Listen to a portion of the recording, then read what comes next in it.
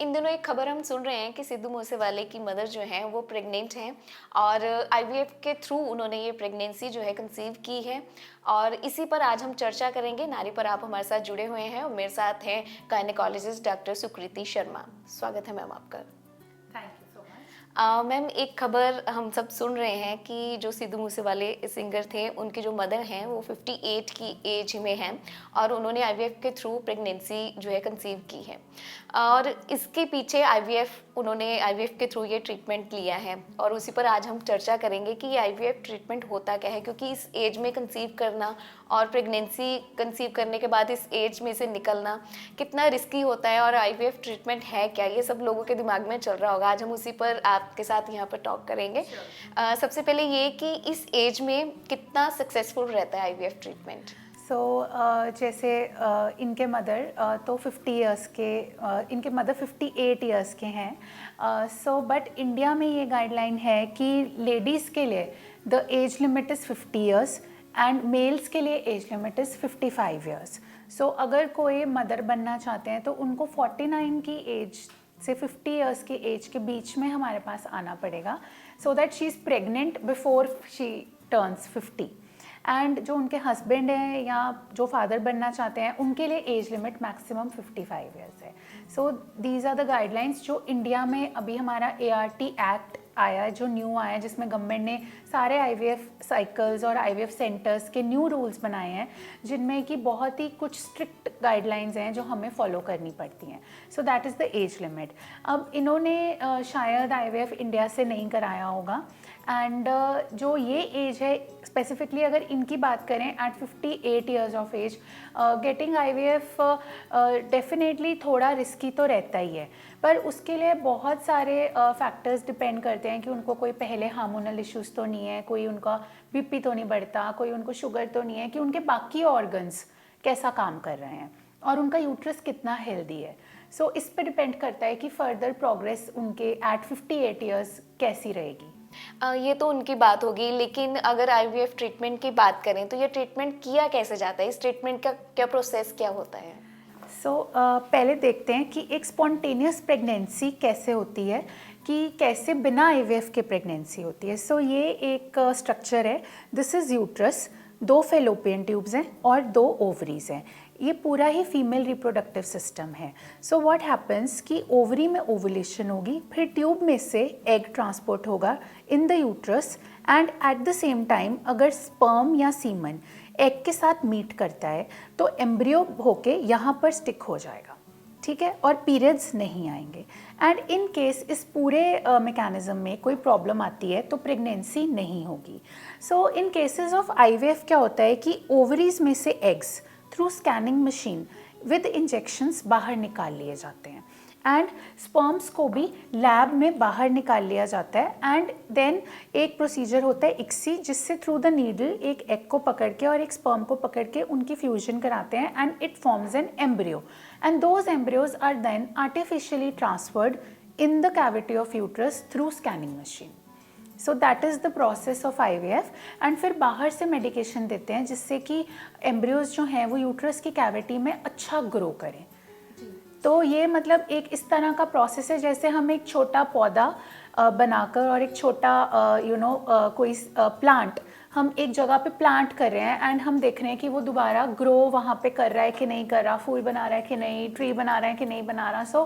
This is that kind of a process. Embryo बना के body के अंदर यूट्रस के अंदर ट्रांसफ़र कर देते हैं एंड विद मेडिकेशंस उनको ग्रो करने के लिए छोड़ते हैं। And then after 15 days blood test या यूरिन टेस्ट में पता लगता है whether the lady is pregnant और नॉट।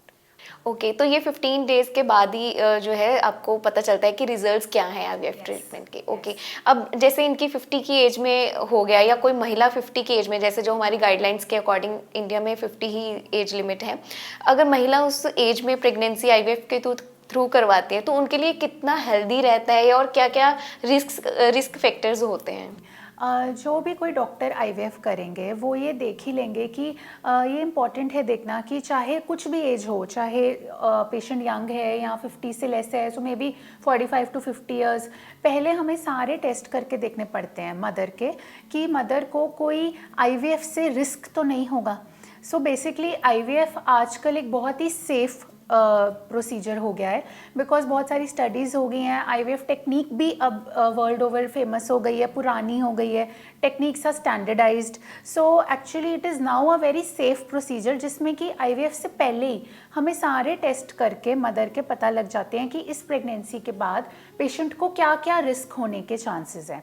सो अगर तो कोई प्रॉब्लम्स हैं जो प्रेगनेंसी के पहले ही चल रही हैं, जैसे अगर एज ज़्यादा है तो कुछ हार्मोनल इश्यूज़ या कुछ ब्लड प्रेशर इश्यूज़ या फिर कुछ डायबिटीज़ के कुछ इस तरह के इश्यूज़ उनको पहले, या कुछ पेशेंट्स होते हैं जिनको एज ज़्यादा की वजह से कुछ रूमेटॉइड आर्थराइटिस या इस तरह की प्रॉब्लम्स हो रहे होते हैं, सो उन लोगों को ये कंडीशंस वर्स होने के चांसेस होते हैं।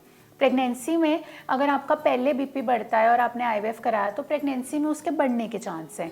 अगर आपका उससे पहले आपको शुगर है या बॉर्डर लाइन शुगर है तो आईवीएफ के बाद उसके बढ़ने के चांस हैं, बिकॉज प्रेगनेंसी से बॉडी कुछ ना कुछ आपकी बॉडी से एक्स्ट्रा वर्क करना पड़ता है, yes, due to pregnancy. So in those cases कुछ भी कंडीशन आपको पहले अगर एग्जिस्ट करती है तो वो आफ्टर आईवीएफ बढ़ने के चांसेस होते हैं। सो फिर उसको पेशेंट को पहले बता दिया जाता है कि आपको ये हेल्थ कंडीशंस हैं and after IVF if you get pregnant तो आपको ये सारी चीज़ें होने के रिस्क हैं। सो हाँ, मतलब अगर पहले आपको कुछ इश्यूज़ हैं and your body is not totally healthy, so कई पेशेंट्स आईवीएफ नहीं भी करवाते due to those drawbacks, yes. तो अगर जैसे ये तो 50 की एज होगी, किस एज में आईवीएफ करवाना ज़्यादा सही रहता है कि ये ट्रीटमेंट अगर इस एज में ले लिया जाए तो बेस्ट है? So mostly up till 35।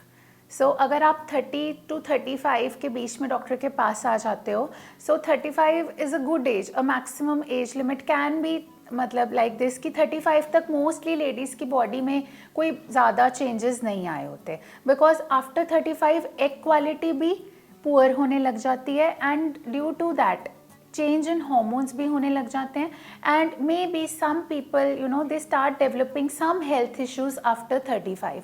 But India में होता क्या है that rarely anybody will come to the doctor till the age of 35 तक तो वो अपना नेचुरल प्रेगनेंसी प्लानिंग ही ट्राई करते रहते हैं या फिर कुछ सिंपल मेडिकेशंस के साथ ही ट्राई करते रहते हैं, क्योंकि वो सोचते हैं कि IVF is a taboo, we don't want to get it done, या फिर हमें कुछ प्रॉब्लम ना हो जाए इससे। सो यूजुअली हमारे पास पेशेंट्स आफ्टर 35 ही आते हैं, but the best age to get it done is before 35। And obviously अगर आपको मदर बनना है तो अगर इस तरह से भी देखा जाए, if you get pregnant at least you have one baby by the age of 35, then you will be just 55 by the age the child is turning 20 years. So in that case also you remain healthy when your child is young. So otherwise अगर आप late IVF कराते हैं तो थोड़ा सा बच्चे के लिए भी ठीक नहीं रहता, बिकॉज आपकी भी एज ज़्यादा है जब बच्चा यंग हो रहा है। सो या so those are the things. So I think you should have at least one baby by the age of 35। Yes. बहुत सारे लोगों को, खासकर महिलाएं, जब आईवीएफ के बारे में सुनती हैं तो काफ़ी डर जाती हैं। ये कितना पेनफुल एक्चुअल में रहता है, या फिर जितना दिखाया जाता है उतना पेनफुल रहता भी है या नहीं? सो आजकल मैं सबको बताना चाहूँगी दैट आईवीएफ आजकल उतना पेनफुल नहीं है जितना कि आज से 4 या 5 साल पहले होता था, बिकॉज मोस्टली पेन होती है इंजेक्शंस की, और आईवीएफ में आपको 12 से 15 दिन ओवरीज की स्टिमुलेशन के लिए इंजेक्शन लगाने पड़ते हैं। So but now these days जो हमें इंजेक्शंस मिल रहे हैं वो इंटरनेशनली मैन्युफैक्चर्ड है, बट अब कुछ इंडियन कंपनीज भी इंजेक्शंस लेकर आई हैं जो कि एब्सोल्युटली पेनलेस है।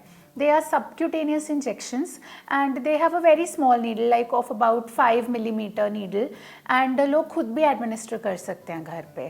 सो वो ज़्यादा पेनफुल प्रोसेस नहीं है कि बड़ी नीडल वाला इंजेक्शन लगेगा या कुछ स्वेलिंग हो जाएगी इंजेक्शन के बाद, पेन ज़्यादा होगी। So almost painless injections with very small needles we give, and they are mostly not causing much trouble to the patients. Okay. तो बहुत सारी महिलाएं ऐसा भी सोचती हैं कि ये करना हमारे लिए, जैसे आपने कहा कि टैबू टॉक, लाइक लोग बात ही नहीं करना चाहते इसके बारे में या खुलकर बात नहीं करते हैं, तो वो जब इससे लेट हो जाते हैं तो उनको कितनी चीज़ों का या कितनी प्रॉब्लम्स का सामना करना पड़ता है? सो मोस्टली क्या होता है कि पेशेंट्स यंग एज में जब उनको ये प्रॉब्लम पता लगती है कि उनको कुछ कंसीव करने में प्रॉब्लम है, तो वो डॉक्टर के पास आते हैं, अपने टेस्ट कराते हैं, एंड फिर बीच में कई बार फिर वो अपना फॉलो अप नहीं करवाने आते, दे जस्ट फील कि हम नेचुरल ट्राई कर लेते हैं, या वो अपने डॉक्टर्स को ट्रस्ट नहीं करते, इस तरह से करके वो कुछ टाइम अपना वेस्ट उनका हो चुका होता है by the time they reach a good doctor और अ गुड फैसिलिटी। सो जब तक उनको ये समझ आती है कि अभी हमें IVF ही कराना पड़ेगा and there is no other option left for us, by that time उनकी बॉडी काफ़ी चेंज हो चुकी होती है, क्योंकि एज उनकी 35 से ज़्यादा हो चुकी होती है। कुछ हार्मोनल इश्यूज उनको ड्यू टू एज आ जाते हैं, एंड बाकी कुछ स्ट्रेस से भी आ जाते हैं, because we know that infertility causes a lot of stress to the mother.